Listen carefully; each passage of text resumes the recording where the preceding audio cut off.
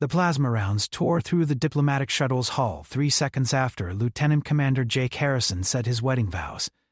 His bride, Ambassador Kalara of the Rin Collective, shoved him behind a collapsing bulkhead as alien boarders stormed through the breach. Marriage contract or not, she was still a warrior from a species that considered humans little more than clever pets. Jake's hands moved on instinct, pulling a sidearm from a fallen guard. The Kreth Raiders wore armor that could shrug off most human weapons, but Jake wasn't aiming for their chest plates. He fired twice, the rounds punching through the exposed joint at the lead Raider's knee, then the vulnerable spot where helmet met neck seal on the second. Kalara stared at him with her triple pupilled eyes, the purple hue darkening with something between shock and reassessment. Humans weren't supposed to know Kreth anatomy. They weren't supposed to move that fast. The marriage had been a political arrangement, brokered to secure humanity's petition for protectorate status under Vrin oversight. Earth needed allies. The galaxy was ruled by ancient powers who viewed humanity's 3 centuries of space travel as an afternoon's entertainment. Kalara had accepted the assignment with the enthusiasm of someone ordered to catalog rocks, marry the human, ensure their compliance, collect her commendations. Now that human was dragging her toward the escape pods while engaging targets, she hadn't even registered yet. A Kreth war cry echoed through the corridor. Jake didn't hesitate.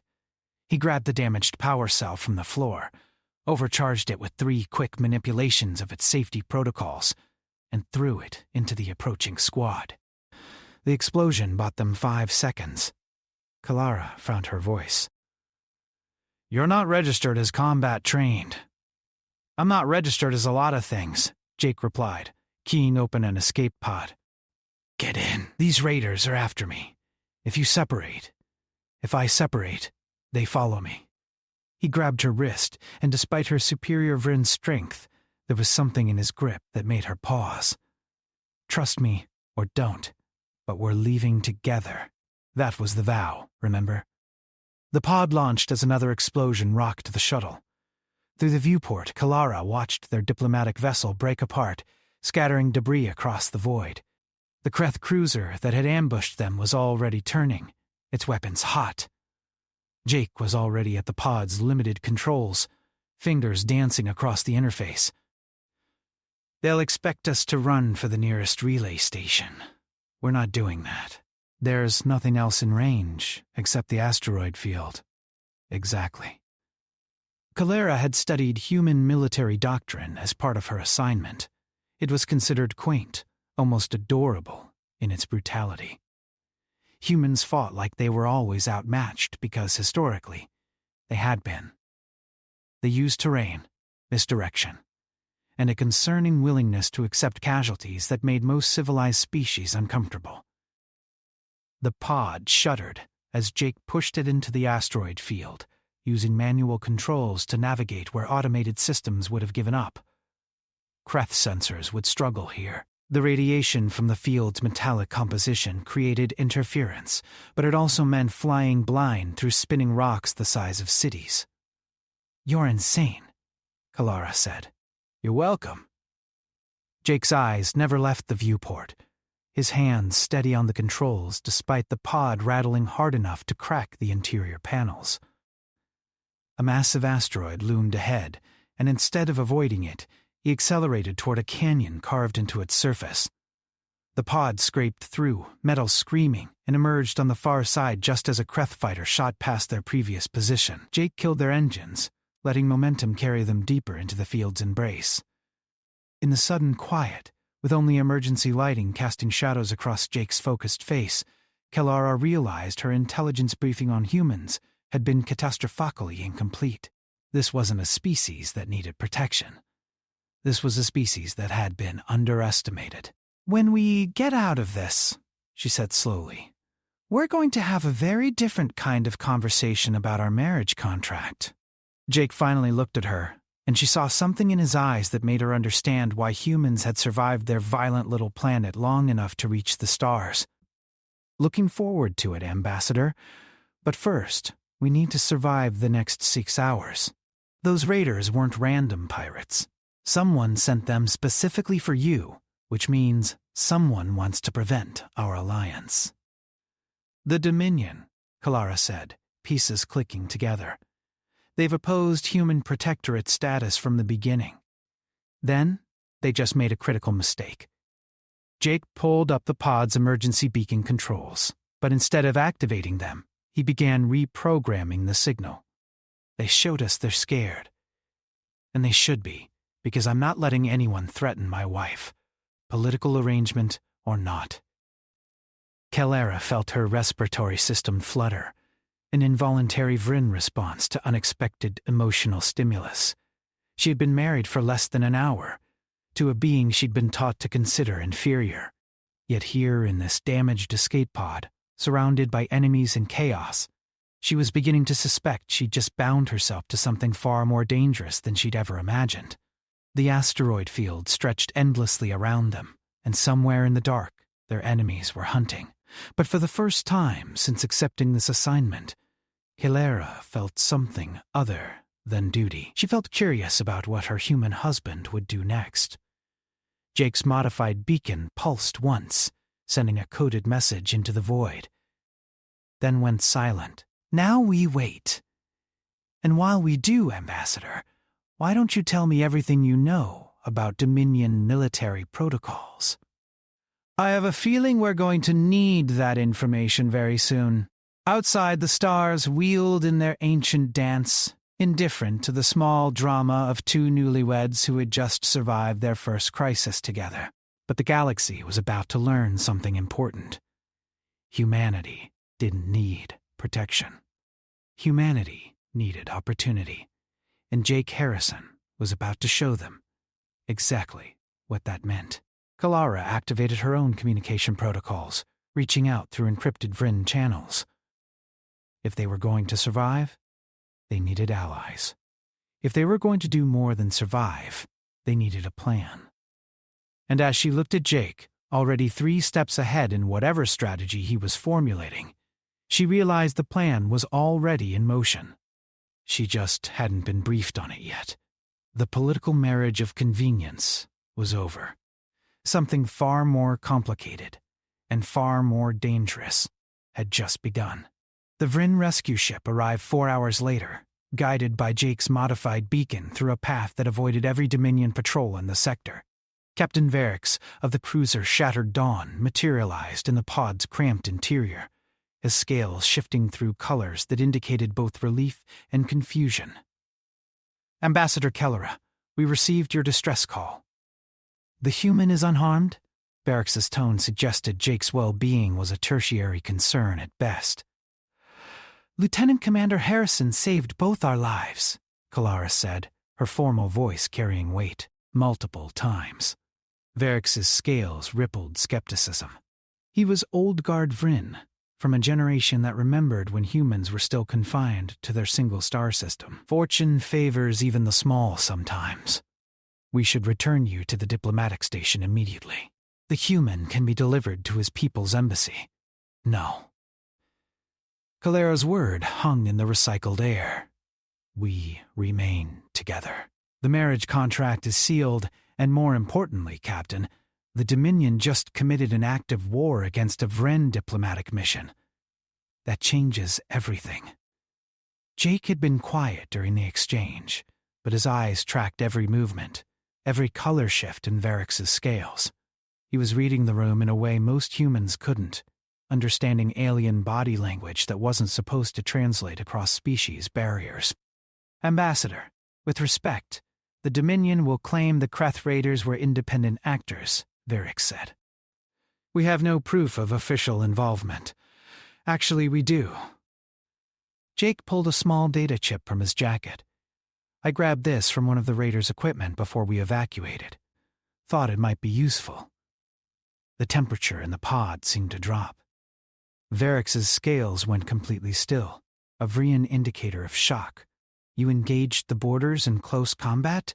And extracted intelligence? He killed 4 of them, Kalara added, watching Verix's reaction carefully. with a standard sidearm and what I can only describe as comprehensive knowledge of Kreth vulnerability points. Jake handed the chip to Varix. You'll find Dominion military encryption on their communication protocols. Not commercial grade, not black market.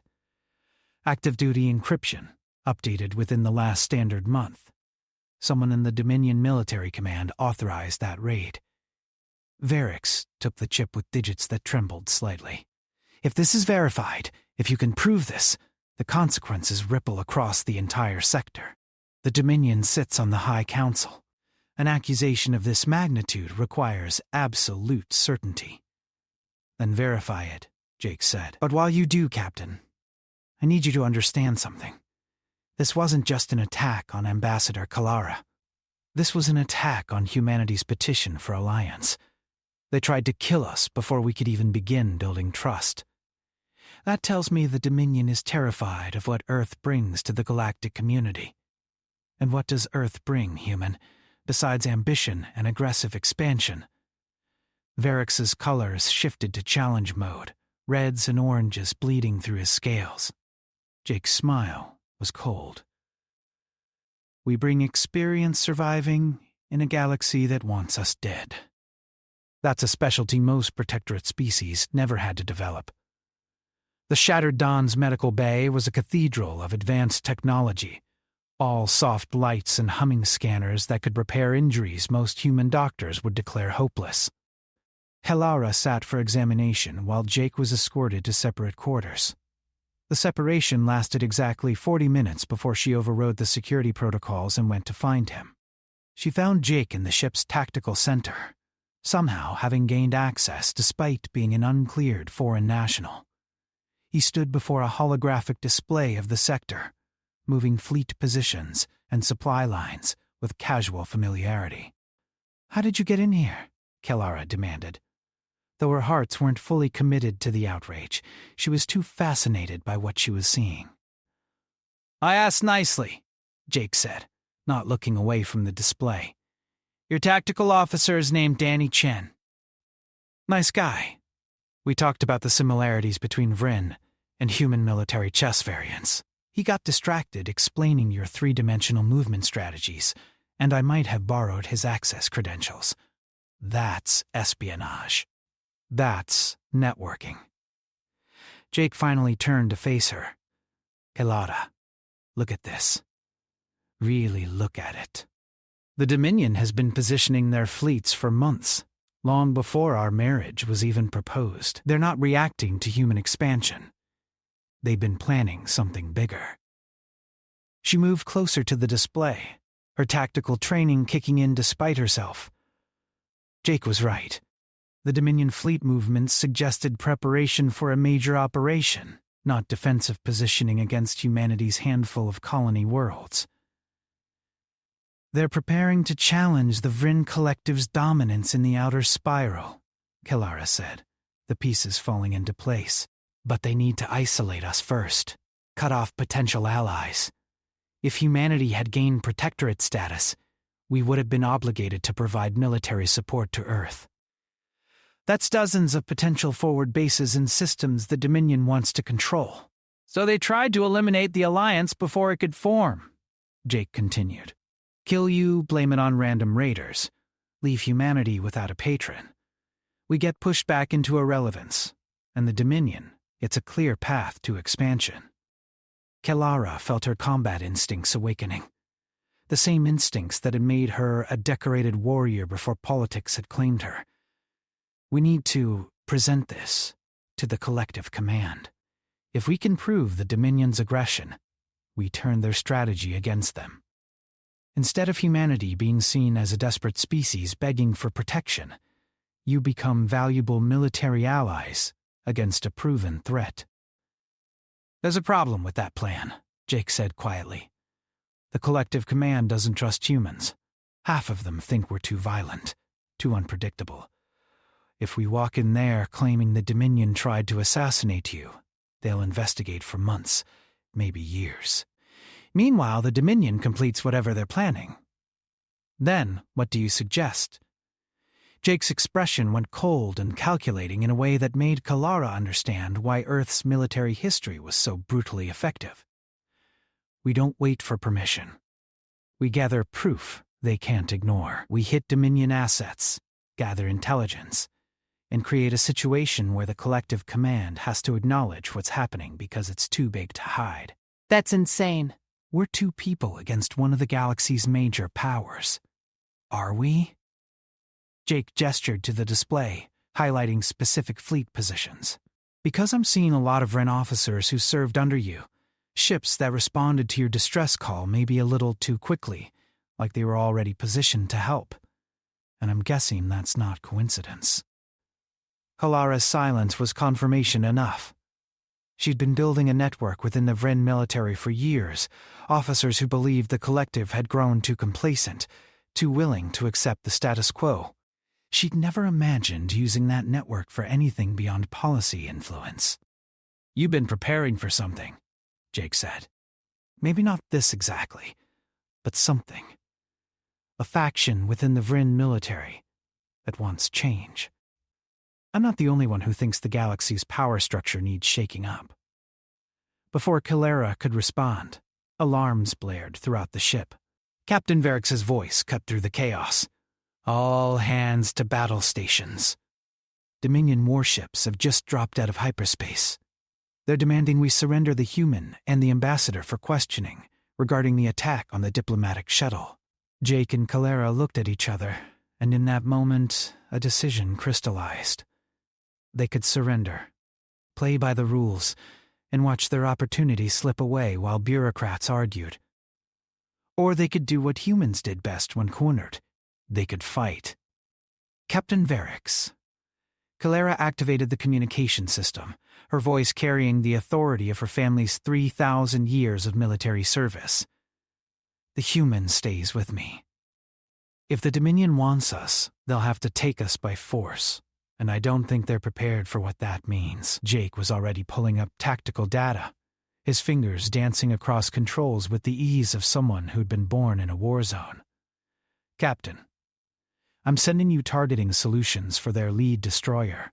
You hit them here, here, and here with your plasma cannons. You'll knock out their primary shields in one volley. After that, it's a fair fight." Varrix appeared on the communication screen, his scales shifting through colors faster than Kalara had ever seen. "How do you know our weapon capabilities? How do you know Dominion destroyer shield configurations?" "Because I made it my business to know," Jake said simply.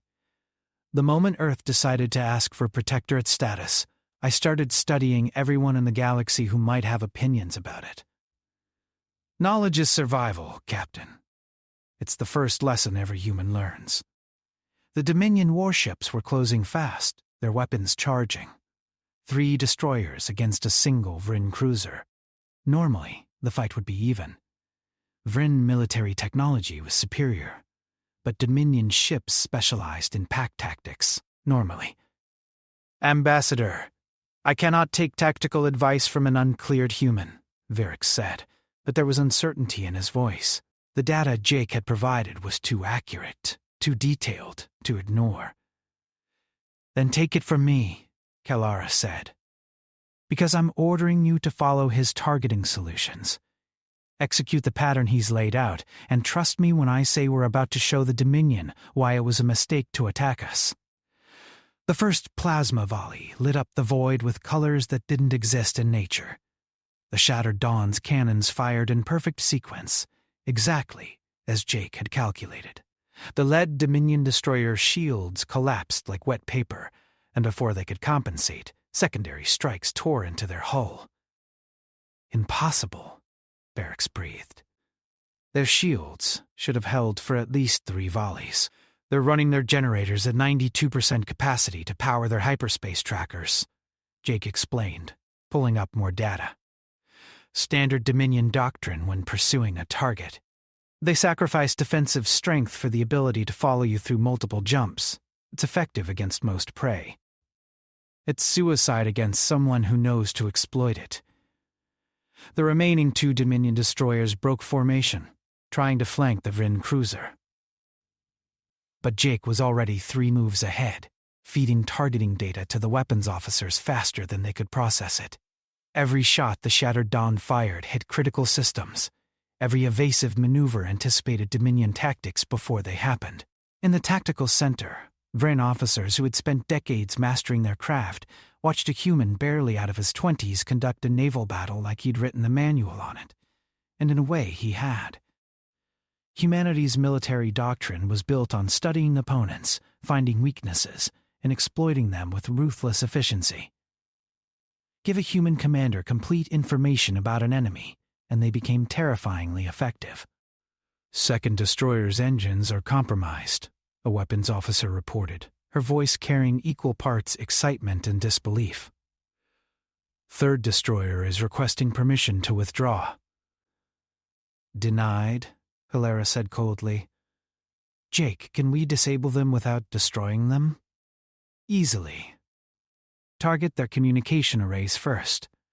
I want them unable to call for reinforcement or report what happened here. Jake pulled up new targeting solutions. Then we board the lead destroyer.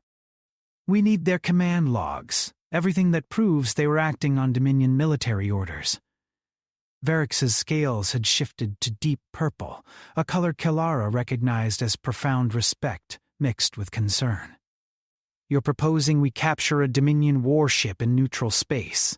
That's an act of war. No, Captain, that's evidence collection, Jake corrected. They attacked a Vrin diplomatic mission. They pursued us into neutral space. They fired first. Everything we're doing is justified self-defense under galactic law. And when we're done, we'll have proof that can't be denied or explained away.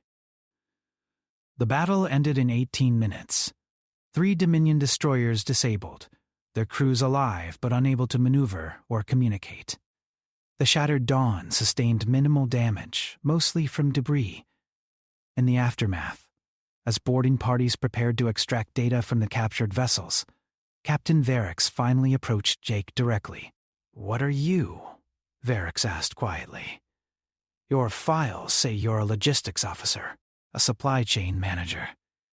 But you just conducted a naval engagement with a precision that would shame our best tactical commanders. Jake met the captain's gaze without flinching. I'm someone who learned to hide what I am, because the galaxy wasn't ready to see it. Earth has been preparing for this moment for a long time, Captain. We've been studying, learning, adapting.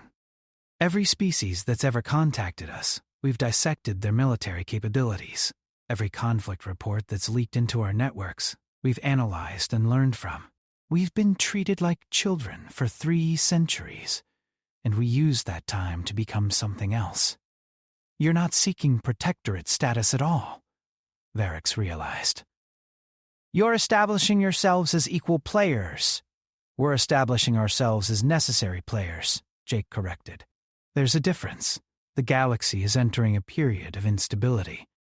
The Dominion isn't the only power making aggressive moves. Old alliances are fracturing.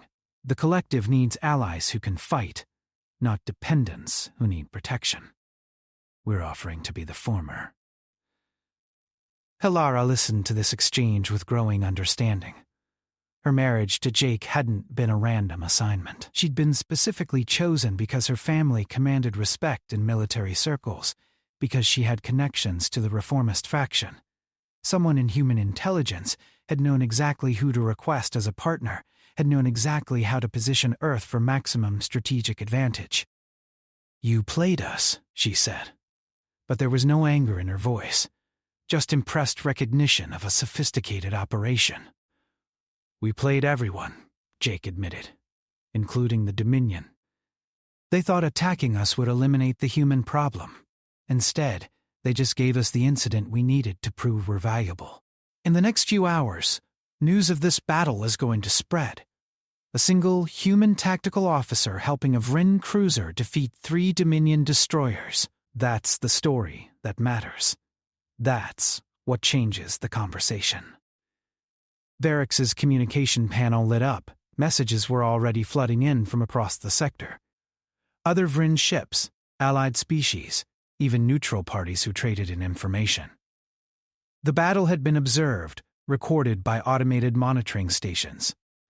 Within hours, it would be analyzed by military commands across the galaxy, and they would all reach the same conclusion. Humanity was no longer a species to be patronized or dismissed.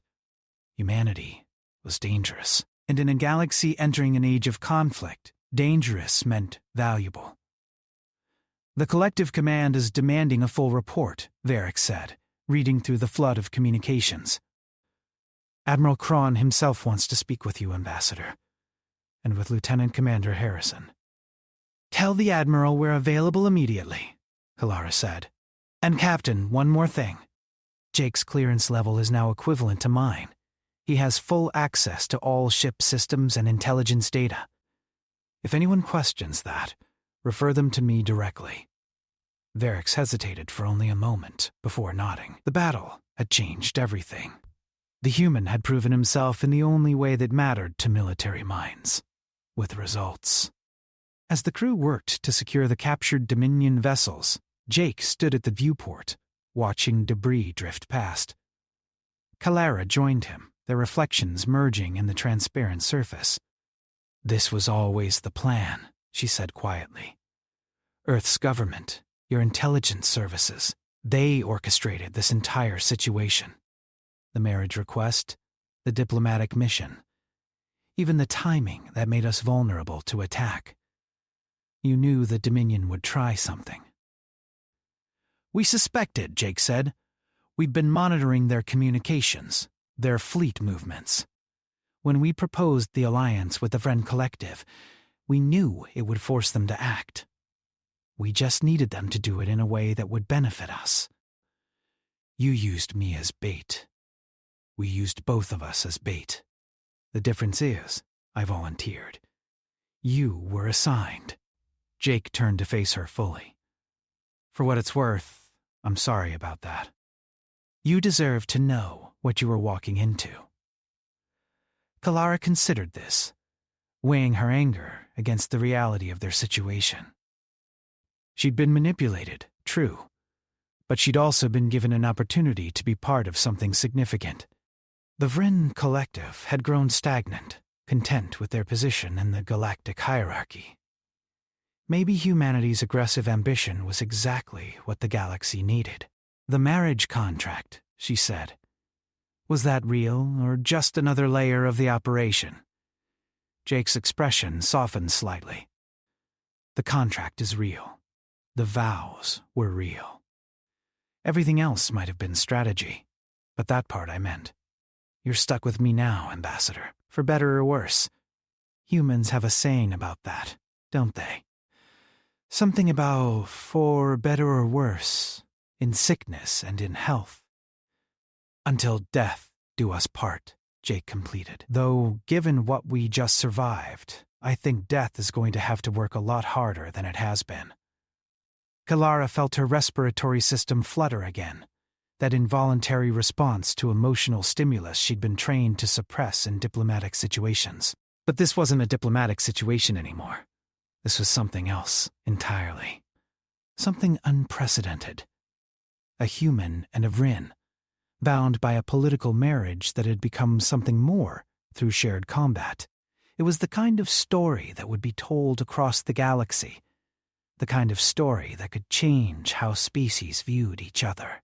"When we speak to Admiral Kron," Kalara said, "we present a united front. Not human and Vrin, but partners, equals. That's what frightens the old powers.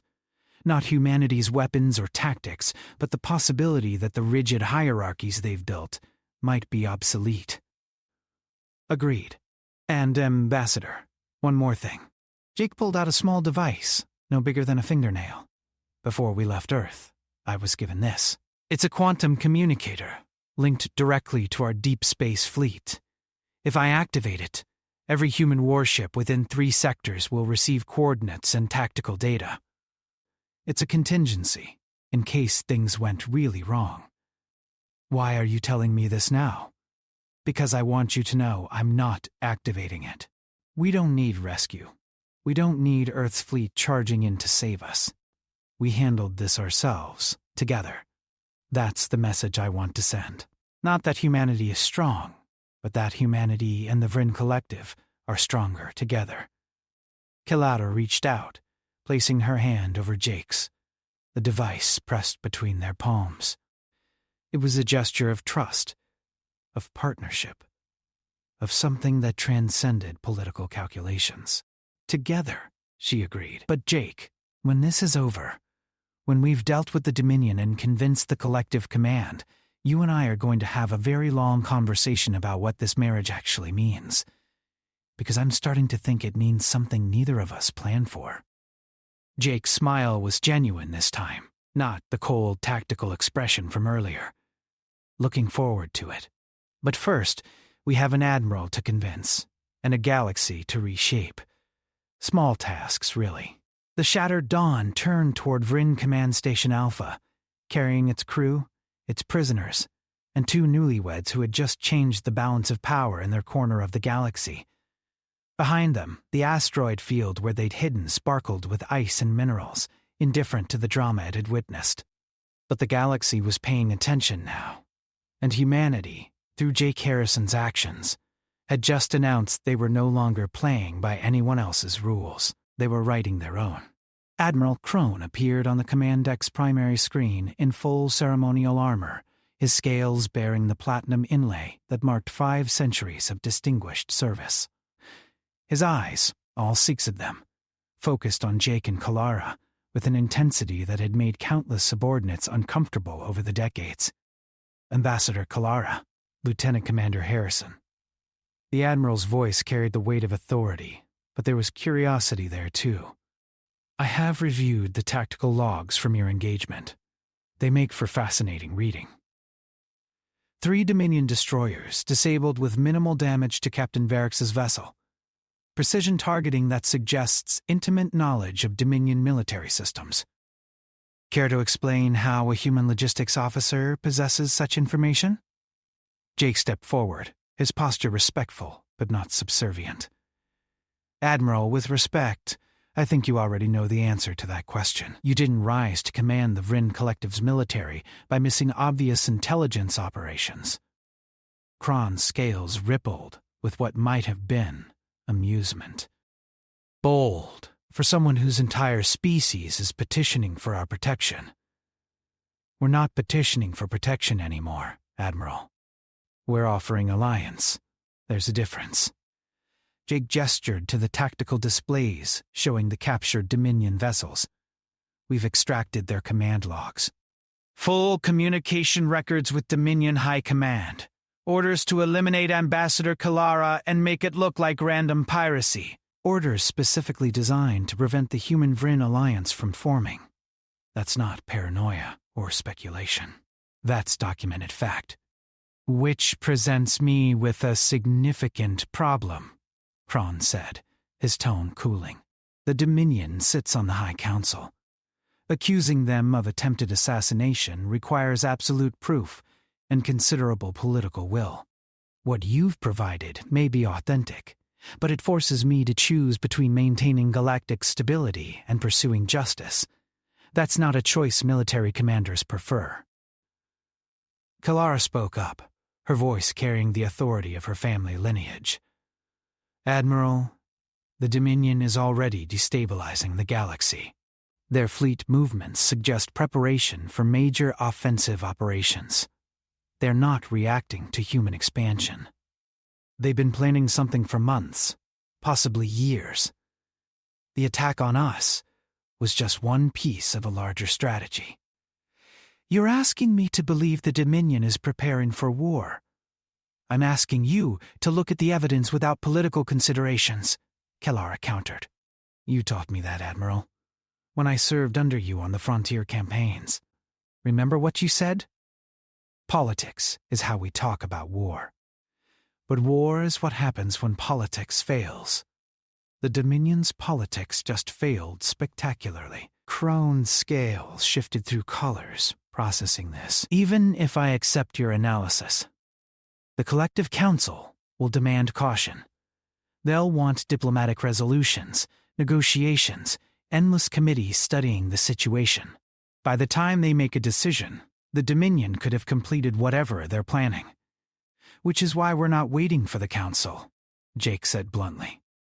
Admiral, you have operational authority over the Vryn military in this sector. You can authorize intelligence-gathering missions, defensive deployments, rapid response operations. All we're asking is that you give us the resources to gather more proof. Let us do what humans do best. And what is that exactly? We go places we're not supposed to go. We learn things we're not supposed to know. And we survive situations that should kill us. It's kind of our specialty. Jake pulled up a star chart, highlighting several systems. These are Dominion logistics hubs, small, poorly defended, but critical for maintaining their fleet movements. Give me a ship and a small team, and I'll get you intelligence that proves exactly what they're planning.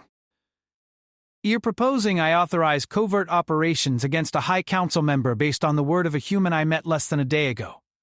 No, Admiral. I'm proposing you authorize operations based on documented evidence of an attack on your ambassador. I'm just the one offering to conduct those operations. Jake's expression hardened. And respectfully, sir, you don't really have a choice. If the Dominion is preparing for war, you need to know. If they're not, we'll find that out too. Either way, waiting and hoping isn't a military strategy. The silence stretched across the void between the shattered Dawn and Command Station Alpha. Kron studied them both, his ancient eyes seeing layers that most beings would miss. Finally, his scales settled into a pattern of resigned determination. Captain Verix, you are hereby assigned to Joint Task Force 7, a rapid response intelligence gathering unit. Your mission is to investigate Dominion military activities in the outer sectors and report findings directly to me. Ambassador Kalara, you will serve as political liaison. Lieutenant Commander Harrison will serve as tactical advisor with full operational clearance. Krone's gaze locked onto Jake. But understand this, human. If your intelligence proves false, if this is some elaborate manipulation by Earth's government, I will personally ensure your species never achieves more than observer status in galactic affairs. Are we clear? Crystal clear, Admiral, Jake said. Though, I'd add one request. The team needs to include humans. Not many, maybe a dozen specialists. But if we're going to do this right, we need people who think like me. Denied? I'm not flooding a Vren military operation with unknown human personnel. Then you're not taking advantage of our capabilities, Jake countered. Admiral, you've seen what one human can do with the right information. Imagine what a dozen can accomplish. We're not asking for command positions. We're asking to be useful, to prove what we can offer as allies. Kron considered this, and Kalara could see the calculation happening behind those ancient eyes. The Admiral was a warrior, yes, but he was also a strategist, and strategists understood the value of unconventional assets. 6 humans, Kron said finally. Specialists you select personally. They answer to Captain Verix, and if any of them proves to be anything other than what you claim, the entire operation ends. Non-negotiable. Acceptable, Jake agreed. I can have them here within 3 standard days. You have 2 days. And Lieutenant Commander, one more thing. Your tactical performance against those Dominion destroyers was remarkable. Too remarkable. I've commanded fleets for 500 years, and I've never seen targeting solutions that precise developed that quickly by someone with no command experience. What aren't you telling me? Jake's expression didn't change, but Kalara felt him tense beside her. This was the moment. The truth or a comfortable lie. She held her breath, wondering which he would choose. I'm telling you that Earth has been preparing for this conversation for 80 years, Admiral. Since the moment we made first contact with the Vryn Collective, we've been planning for how to become more than your wards. We've studied every military engagement we could access. We've analyzed every tactical doctrine, every weapons system, every strategic theory. We've built simulation programs that can run millions of scenarios in hours. And we've trained people like me to execute what those simulations teach us. Kron's scales went completely still. You're saying Earth has been running war games against every major galactic power for nearly a century. Not war games, Admiral, survival games. We're a young species in a galaxy of ancients. We needed to know how to survive if anyone decided we were a threat. So we learned. We adapted. We became dangerous enough that attacking us would be costly, even for powers like the Dominion. Jake paused. The marriage alliance with Ambassador Calera was part of that strategy. We needed allies who would see us as equals, not children. The Dominion's attack just accelerated our timeline. This entire situation has been manipulated by human intelligence, Kron said slowly. The marriage request, the diplomatic mission, even the probability of attack. You engineered this. We created opportunities, Jake corrected. The Dominion chose to attack us. That was their decision, their mistake. We just made sure that when they did, we'd be ready to turn it into something useful. Calera expected Kron to explode, to revoke everything he'd just authorized. Instead, the Admiral's scale shifted to a deep green that she recognized as grudging respect, ruthless, calculating, willing to sacrifice your own people for strategic advantage. You know what that sounds like, Lieutenant Commander? It sounds like every successful military power in galactic history. It sounds like the Vryn Collective, when we were building our empire 3,000 years ago. Kron's multiple eyes focused on Calera. Ambassador, your assessment. Is this human an asset or a threat? He's both, Admiral. But more importantly, he's my partner. And I trust him. Calera moved closer to Jake, a physical demonstration of alliance. The old powers of the galaxy have grown comfortable. They've forgotten what it means to fight for survival. Humanity remembers. That makes them uncomfortable to be around, yes. But it also makes them exactly the allies we need if the Dominion is really preparing for war. 2 days, Kron repeated. Bring your specialists. We'll see if humanity's confidence is justified, or just another species overestimating their capabilities. Thrown out. The connection terminated, leaving Jake and Calera alone with Captain Varix on the command deck. The Vryn captain's scales had settled into a neutral pattern, but his posture suggested deep thought. You do understand what you've just done? Varix said quietly. You've committed yourself, and by extension, all of humanity, to a course of action that could spark a galactic war. If the Dominion discovers we're conducting intelligence operations against them, if they can prove it, they have justification for military response. And humanity is nowhere near strong enough to survive that. That's why we won't get caught, Jake said with certainty. And that's why we need to move fast. Captain, I need access to your communication systems. I have people to contact, specialists to brief. We have 2 days to assemble a team that can pull off operations most intelligence services would need months to plan. The communication center is yours, though I'll be monitoring everything you send. Security protocols demand it. I'd expect nothing less. Jake headed toward the exit, then paused. Captain, thank you for trusting the tactical data during the battle. You didn't have to follow my suggestions. You saved my ship. And my crew. That earns trust faster than any amount of political maneuvering. Varix's scales shifted to a warmer color. Besides, it was refreshing to work with someone who understands that sometimes the best diplomatic solution comes from overwhelming tactical superiority. After Jake left, Calera remained with Varix. They'd served together years ago, before she'd been pulled into diplomatic service. He knew her better than most. You're bonding with him, Varix observed. Not just the political marriage, something real. Is that a problem? Only if it compromises your judgment. Calera, humans are playing a dangerous game.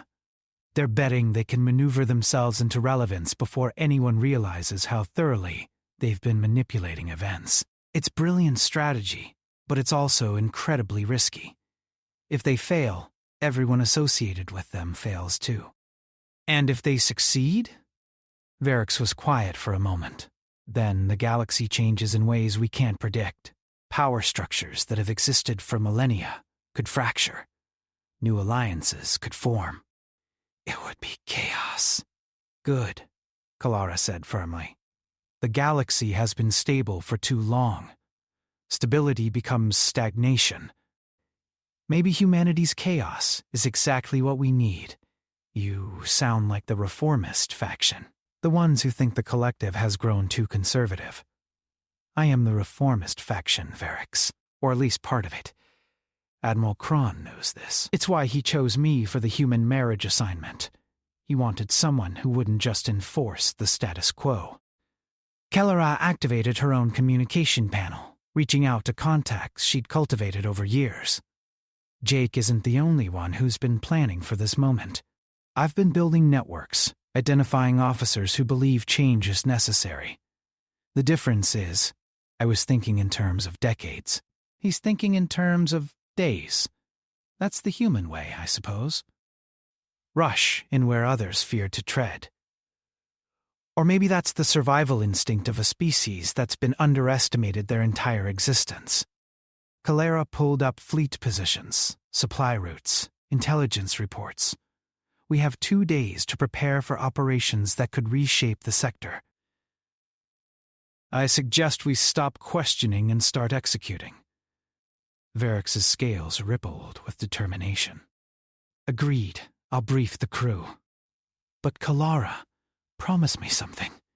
If this goes wrong, if humanity's ambitions exceed their capabilities, you'll put the collective first. Your loyalty has to be clear.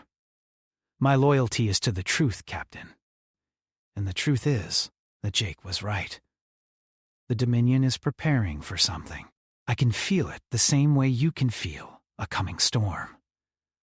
We investigate, we gather proof, and we prepare. That's not human agenda. That's basic survival. In the communications center, Jake was already in contact with Earth. His 6 specialists were being briefed, pulled from deep cover assignments and covert operations across human space. They were the best of Earth's intelligence community, people who had spent years preparing for exactly this moment. Confirm receipt of tactical package, Jake said into the encrypted channel. Mission parameters are uploaded. You have 48 hours to reach Vryn space. Stealth approach, standard protocols. Jake, Command wants to know if we're really doing this. The voice on the other end belonged to Nathan Brooks, one of Jake's oldest friends from academy days. Going into Dominion territory with minimal support, operating under alien military authority. It's insane. It's necessary. Nathan, this is what we trained for, what Earth has been building toward. If we pull this off, we change everything. Humanity stops being a second-class species begging for scraps. We become players, and if we don't pull it off, we start a war humanity can't win.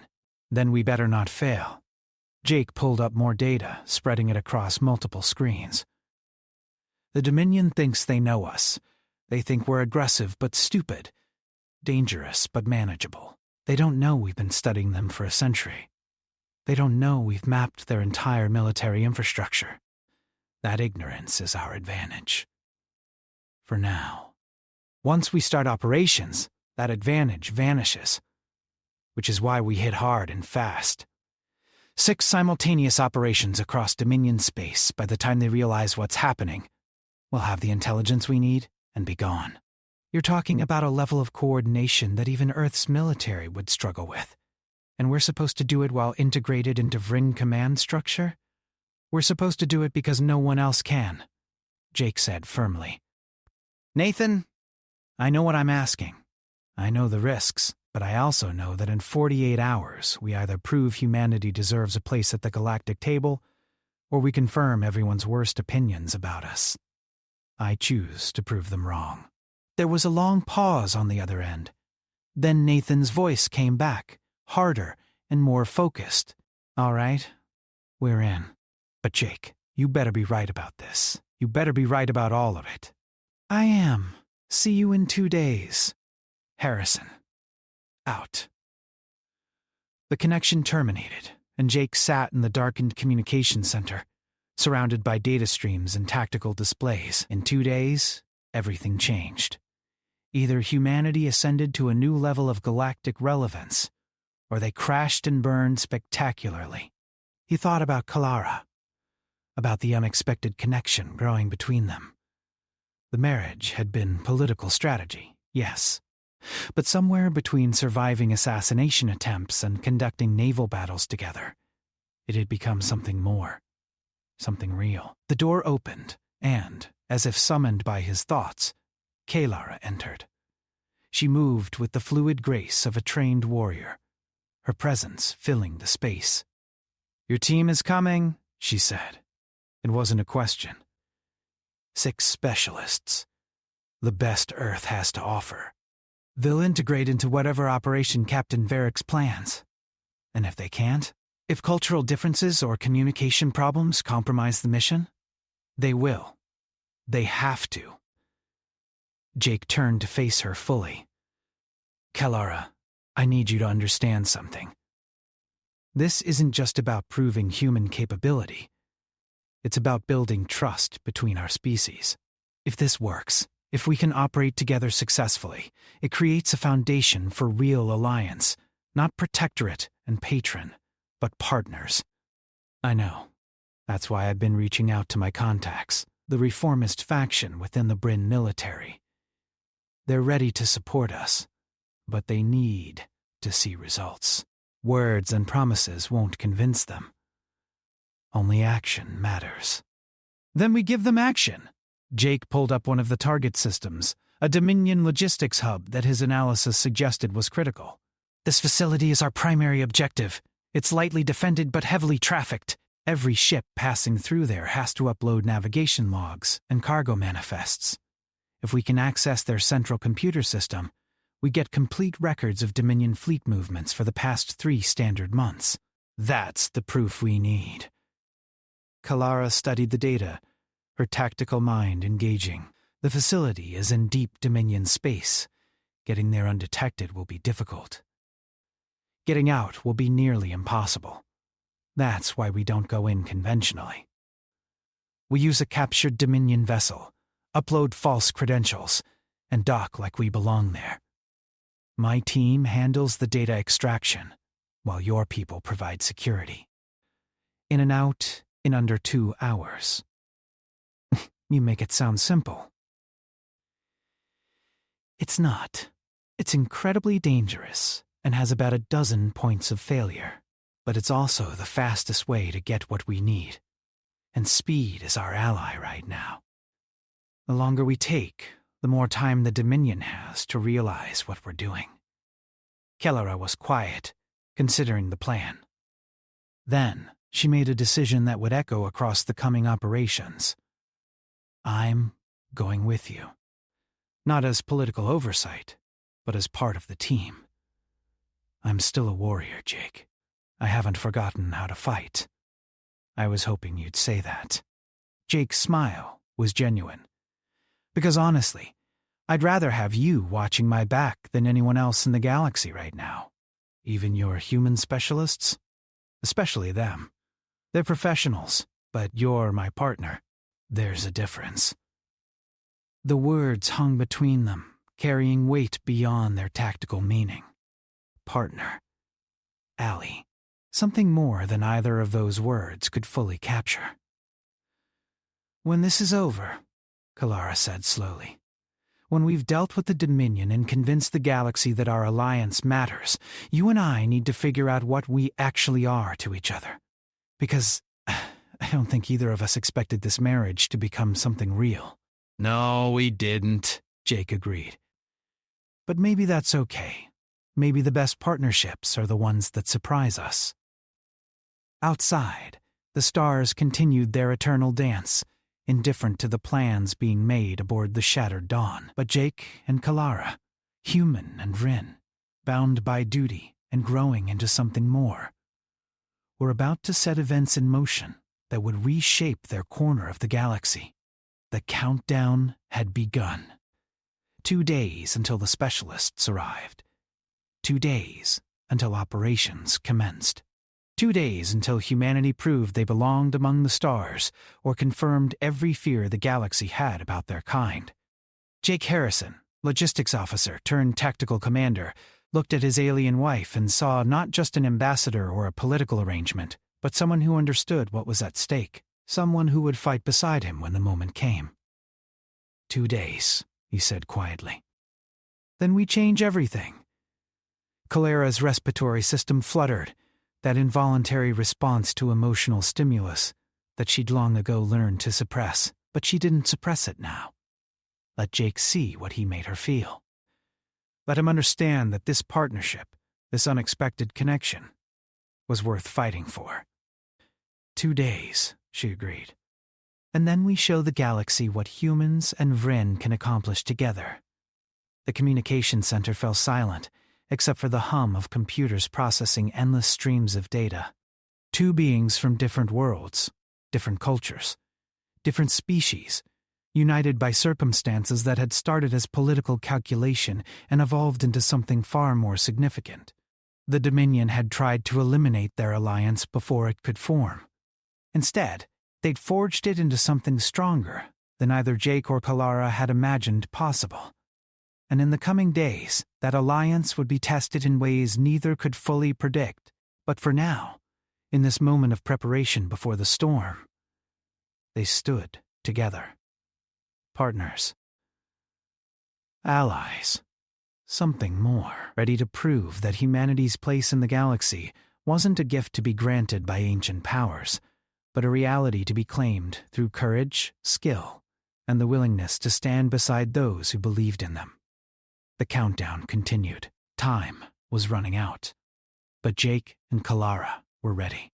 The war was coming. And humanity, through Jake Harrison and his team of specialists, was about to announce they were done being dismissed. They were players now. And the galaxy was going to have to deal with that reality, whether it wanted to or not. The specialists arrived exactly 43 hours after Jake's transmission, their shuttle screaming into the shattered Dawn's docking bay with minimal navigation lights and maximum stealth plating. Nathan Brooks was first down the ramp, his eyes scanning for threats before he'd even cleared the airlock. Old habits from too many insertions behind enemy lines. "Jake!" Nathan's greeting was brief, professional. Then he saw Kalara standing beside Jake, and his posture shifted, recognition dawning. "Ambassador, we're honored to serve under your command." "You serve under Captain Varex's command," Kalara corrected. "I'm here as liaison and tactical support." "The same as all of you." She studied the 5 others emerging from the shuttle, assessing them with warrior's eyes.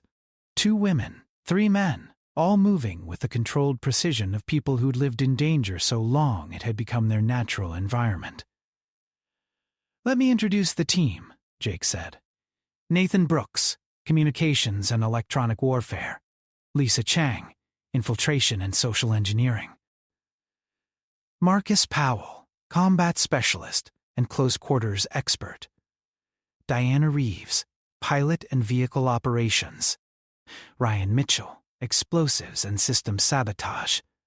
And finally, Amanda Pierce, Medical and Xenobiology." Each specialist nodded as their name was called. Their attention split between Jake and the Vryn crew members watching from strategic positions around the bay. Captain Varex stood on the command deck overlooking the bay, his scales neutral but his posture suggesting he was ready to order his security teams to action if necessary. "Welcome to Joint Task Force 7, Varex announced, his voice carrying across the bay. "You'll be integrated into existing operational teams, following Vryn military protocols and chain of command. Your expertise is valued, but understand that this is a Vryn vessel, operating under Vryn authority. Any deviation from that reality will result in immediate termination of this cooperation. Are we clear?"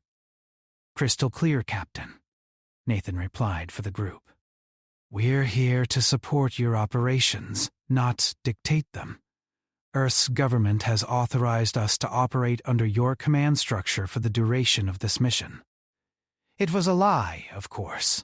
A useful fiction that both sides accepted because it made the politics easier.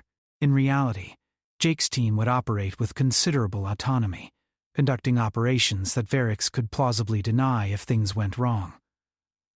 But maintaining the facade of Vryn command kept everyone's political positions secure. "Report to the briefing room in 1 hour," Varix continued. "Lieutenant Commander Harrison has prepared operational packages for review." Dismissed. The specialists gathered their equipment and were escorted to assigned quarters by Vryn security. Only Nathan lingered, waiting until they had relative privacy before speaking. "Jake, this is even bigger than Command briefed us. That's Admiral Cron's personal task force we're integrating into. The political implications alone could destabilize half the sector if we mess this up." "We're not going to mess it up," Jake said with more confidence than he felt. "Nathan, you've run operations in hostile territory with less intel and worse odds than this. The only difference is the stakes are higher and our allies are purple instead of human. Our allies who don't really trust us and are watching everything we do, which is why we prove ourselves. First operation, we go exactly by Vryn protocols. We integrate seamlessly. We show them we can follow orders and execute perfectly." Jake pulled up his personal datapad, showing Nathan the operational plan. "After that, we earn enough trust to operate with more autonomy. It's a progression." Nathan studied the plan, his expression growing more serious. "You're proposing we infiltrate a Dominion logistics facility in the heart of their territory. 6 humans and a Vryn security team against whatever they have guarding the most sensitive data in the sector. Jake, even for us, this is extreme. It's necessary. We need proof of Dominion military preparations, hard data that can't be dismissed or explained away. This facility has everything we need. It also has everything that can get us killed." Nathan looked up from the datapad. "But you already know that, and you're going anyway. So what aren't you telling me? What's really driving this operation besides tactical necessity?" Jake was quiet for a moment, considering how much to reveal. Then he decided Nathan deserved the truth. "Earth's leadership thinks we have maybe 6 standard months before the Dominion makes their move, whatever that move is. 6 months to establish ourselves as valuable allies, to build networks, to position humanity for survival. This operation is how we compress that timeline. We prove ourselves now, or we lose the opportunity. So we're racing against a clock no one else knows is ticking?" "Exactly." "And Nathan, there's something else. Kalara has contacts within the Vryn military, reformists who think the collective has grown too conservative. If we can show results, they'll push for deeper human integration. But if we fail, we confirm every negative opinion about our species. It's all or nothing." Nathan absorbed this, his tactical mind processing implications and contingencies. "Then we don't fail. Simple as that." He glanced toward where Kalara was conferring with Vryn officers. "You and the ambassador. That's not just political anymore, is it?" "No, it's not. Somewhere between assassination attempts and naval battles, it became real." "Good. Because honestly, watching you two work together in the tactical reports, it's clear you trust each other. That's rare, Jake. Especially across species barriers. Don't waste it." The briefing room was designed for Vryn physiology, which meant humans had to adapt to furniture and display systems built for beings with different proportions and sensory capabilities. Jake's team handled it with the flexibility that came from years of operating in hostile environments. They were good at adapting. Captain Varix stood before the assembled group, his scales shifting through colors that indicated he was choosing his words carefully. "The target is Outpost 7 Delta, a Dominion logistics hub in the Karn Nebula. Intelligence suggests minimal military presence, but significant data traffic. Our mission is to infiltrate the facility access their central computer core, and extract navigation logs and cargo manifests for the past 3 standard months. Lisa Chang raised her hand, drawing attention. She was small by human standards, which made her appear even more diminutive, next to the Vryn warriors. "Captain, what's our cover story? We can't just dock and ask for their data." "We'll be using one of the captured Dominion destroyers," Varix explained. "Retrofitted with false credentials and identification codes. As far as Outpost 7 Delta knows, we're a legitimate Dominion vessel requiring maintenance and resupply. Lieutenant Commander Harrison, explain the technical aspects." Jake stepped forward, pulling up holographic displays that showed the outpost's layout. The facility is automated for the most part, with a skeleton crew of maybe 30 personnel. Most of them are technicians, not soldiers. Security is light because the Dominion doesn't expect anyone to be crazy enough to raid a facility this deep in their territory. "We're that crazy," Marcus Powell said with a grim smile. The combat specialist had the build of someone who'd spent years in powered armor, all coiled muscle and controlled aggression. "Exactly. We dock, claim we need system diagnostics on our navigation computer. That gets us access to their maintenance bay. From there, Lisa and Nathan splice into their network while the rest of us provide security. Diana keeps the ship ready for immediate departure. Amanda monitors all personnel for medical issues or suspicious behavior. Marcus handles any physical threats." "And what do I do?" Kalara asked, though she clearly already knew the answer. "You're with me, providing command authority and tactical oversight. If things go wrong, you have the clearance to negotiate with Dominion personnel. I don't." Jake met her eyes. "Plus, someone needs to watch my back while I'm focused on data extraction." Varix's scales shifted to a color that suggested approval. "The operation launches in 16 standard hours.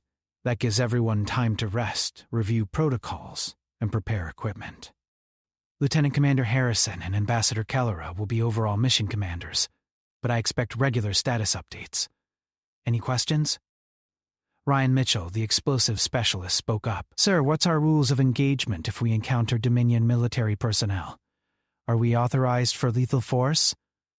"Avoid conflict if possible," Varix said carefully.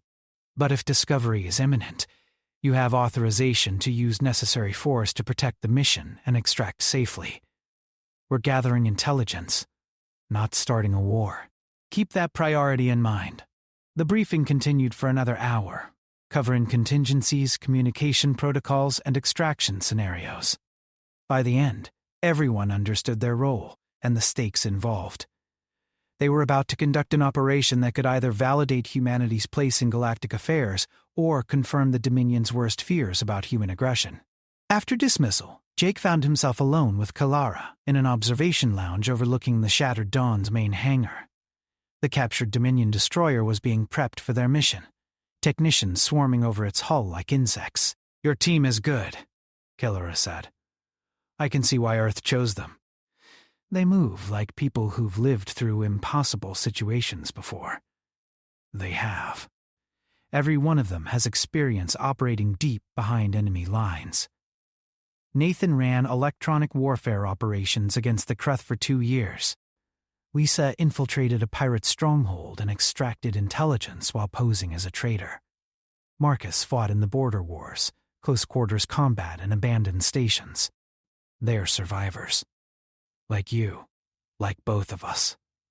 Jake turned to face her. "Kellera, once we launch this operation, there's no turning back. If we are discovered, if the Dominion can prove Wren military forces raided their facility, it could spark the very war we're trying to prevent." "I know, but the alternative is worse. If the Dominion is preparing for large-scale military action and we do nothing, people die. Millions of them, maybe billions. At least this way we have a chance to prepare." Kalara's expression was troubled. "My people have a saying. Sometimes the warrior's duty is to light the torch, even knowing it will draw enemies from the darkness. Better to see them coming than to die in ignorance. Humans have a similar saying, better to die on your feet than live on your knees. Your species is very focused on not dying. We've had a lot of practice at it. Jake pulled up tactical displays on a nearby console, showing Dominion fleet positions. Look at this. Their destroyer groups have been repositioning for weeks, concentrating in specific sectors. They're not preparing for defensive operations. This is offensive deployment. Kalara studied the patterns, her military training evident in how quickly she identified the implications. They're creating staging areas, multiple attack vectors aimed at Vrin's space and our allied territories.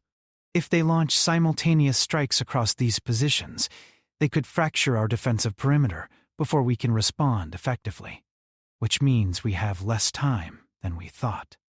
6 months was optimistic. This deployment pattern suggests they could be ready in 3, maybe 4 months. Then we need to move faster, gather proof, present it to the collective command, and start preparing countermeasures. Kalara's scales shifted through colors indicating determination mixed with concern. But Jake, if we're right about their timeline, it means this operation is even more dangerous. The Dominion will be hypersensitive to any intelligence-gathering attempts. Security will be tighter than normal. Which is why we're using their own ship and credentials. We're not sneaking in. We're walking through the front door like we belong there. Jake pulled up the captured destroyer's modified profile. Nathan has been working with your technical teams to perfect the false credentials, unless someone physically inspects our hull markings and compares them to official records. We're legitimate. And if someone does inspect, then Marcus earns his salary, and we fight our way out. Jake's expression hardened. I'm not planning for failure, but I'm prepared for it. If this goes wrong, if we're compromised, my team knows the priority is getting you and the intelligence out safely. Everything else is expendable, including yourself? If necessary, yes. Kalara moved closer, her alien features nonetheless conveying emotions that translated across species barriers. Concern, determination, and something else Jake was beginning to recognize. We're partners, Jake, remember? Where you go, I go.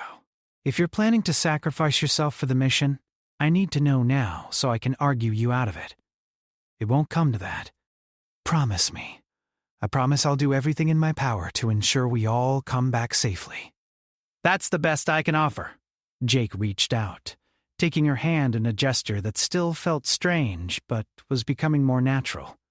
Kalara, when I accepted this assignment, when I volunteered to be part of the marriage alliance, I knew the risks. What I didn't expect was to actually care about making it work. About making us work. Neither did I. I expected a political obligation. I got a partnership, possibly something more.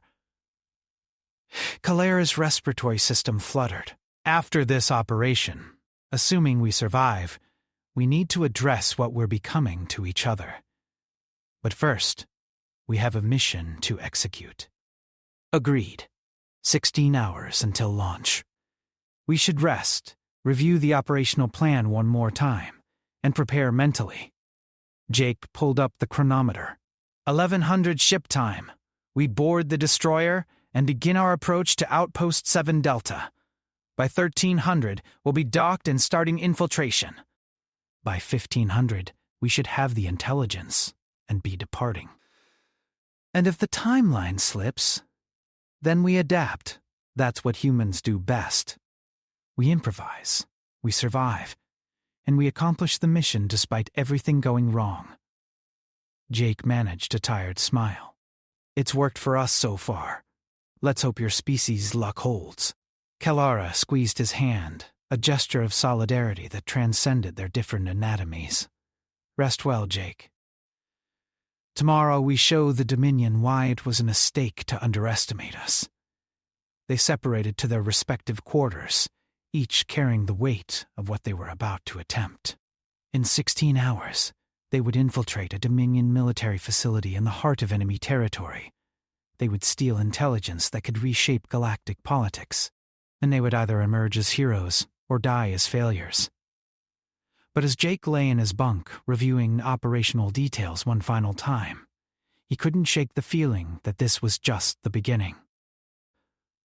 The Dominion was planning something bigger than anyone realized, and whatever they discovered at Outpost 7 Delta would be just the first piece of a puzzle that stretched across the sector. His last thought before sleep claimed him was of Kilara, his unexpected partner in this desperate gambit.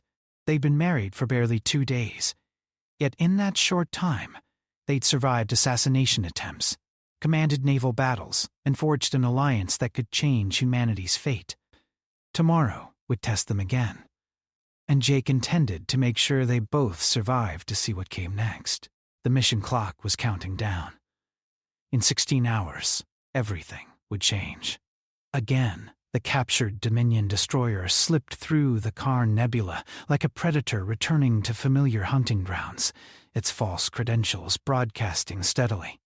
Inside the cramped bridge, Jake monitored 6 different systems simultaneously, while Kilara coordinated with the infiltration team staged throughout the ship. "Outpost 7 Delta acknowledging our approach," Nathan reported from the communications station.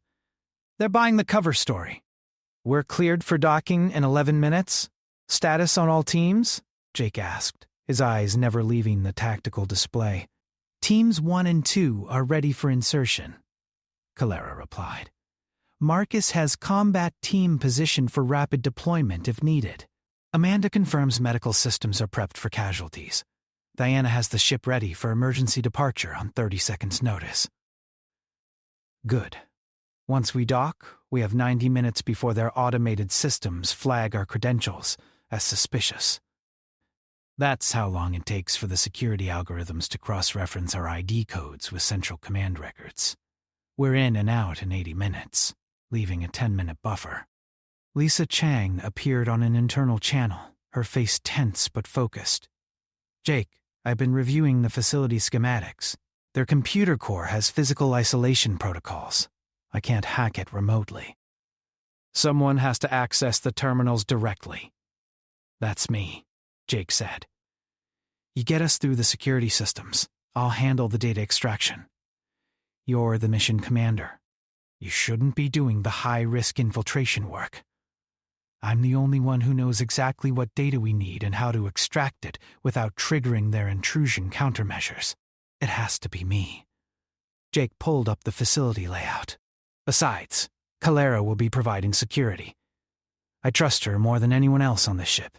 Kilara's scales shifted to a color that suggested both pride and concern. "I won't let anything happen to you. But Jake, if we're separated, if something goes wrong, you need to prioritize the mission over my safety. Earth needs this intelligence more than it needs me." "That's not happening. We go in together, we come out together. Non-negotiable." The Dominion facility grew larger in their viewports, a sprawling construct of docking bays, storage modules, and central processing cores. It looked mundane, almost boring. But Jake knew that beneath that unremarkable exterior was the key to everything. Navigation logs that could prove the Dominion's offensive preparations, cargo manifests that would reveal military buildup, communication records that might expose their ultimate objectives. All they had to do was get inside, steal it, and escape before anyone realized what was happening. "Docking clamps engaged," Diana reported. "We're locked in. Umbilical connection in 3, 2, 1. Connected. Facility atmosphere is stable. We're good to proceed. Teams, execute." Jake stood from the command chair, checking his sidearm out of habit. "Nathan, you have the bridge. If things go sideways, prioritize extraction over rescue. Get everyone out you can and jump to the rally point. Don't make me execute that order, Jake. Don't plan to. But if I have to make that choice, I need to know you'll follow through." Nathan's expression was grim, but determined. "Understood. Good hunting." Jake and Kilara moved through the ship's corridors, joining Marcus and his security team at the main airlock. The combat specialist had his team positioned with overlapping fields of fire, ready for anything. "How do you want to play this, boss?" Marcus asked, checking his weapon's charge one final time. "Quiet as long as possible. We're maintenance crew doing routine diagnostics. Bored, professional, completely non-threatening. If anyone questions us, Kalara handles it with official Dominion protocols she's memorized. We only go loud if we're absolutely compromised. And if we're compromised? Then you earn your salary by making sure the primary mission succeeds, even if the rest of us don't make it out. The intelligence is what matters." The airlock cycled, revealing a standard Dominion docking bay, empty except for automated cargo handlers and a few maintenance robots. Jake had been right. The facility was undermanned, relying on automation and obscurity for security. They moved quickly but casually, following the route Lisa had mapped to the central computer core. The facility's corridors were utilitarian, all function over form. Dominion architecture favored efficiency, which meant limited surveillance and predictable layouts. Good for infiltrators, bad for defenders. "First checkpoint ahead," Lisa whispered through their secure channel. "2 technicians, both focused on equipment diagnostics. They should notice you if you stay confident and purposeful." Jake and Kalara walked past the checkpoint like they owned the place. The Dominion technicians glanced up, registered their presence, and returned to their work. No challenge, no questions. Just another day at a forgotten logistics hub in the middle of nowhere. "Computer core access in 30 meters, Jake said quietly. "Lisa, start your penetration of their security systems. I need those doors unlocked and their monitoring disabled when we arrive." "Already on it. Give me 2 minutes." Those 2 minutes felt like hours. Jake's combat instincts screamed that they were too exposed, too vulnerable. Every corner could hide a security team.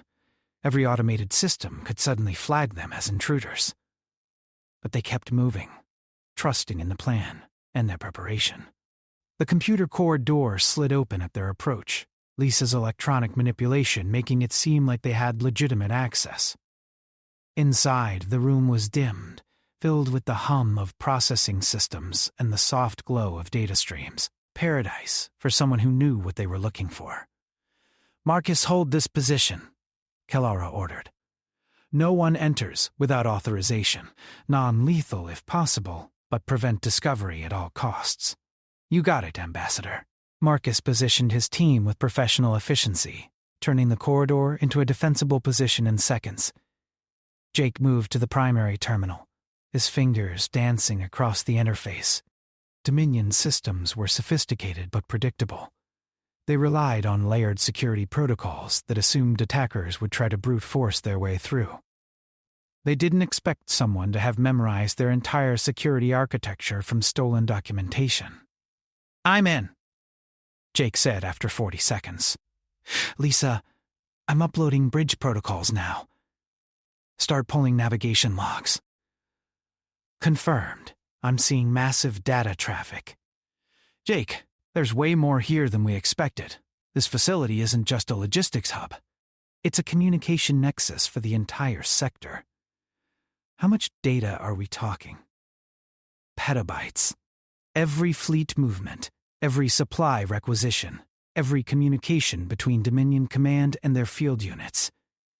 This is the intelligence coup of the decade." Jake felt adrenaline spike. This was bigger than they'd hoped. Too big to extract everything they needed to prioritize. Focus on military traffic. Anything related to fleet deployments, invasion planning, target identification. We can't take everything, so we take what proves their intentions. On it. But, Jake, extraction time just doubled. Maybe tripled. We need at least 2 hours to get the critical data. We don't have 2 hours. We have 40 minutes before our credentials get flagged. Jake pulled up the data streams, his mind racing through options. "Can you compress the extraction?" prioritize the most recent and most critical files. I can try, but we might miss important context. Intelligence without context is just noise. Belara was monitoring the security feeds, her scales shifting through colors that indicated rising concern.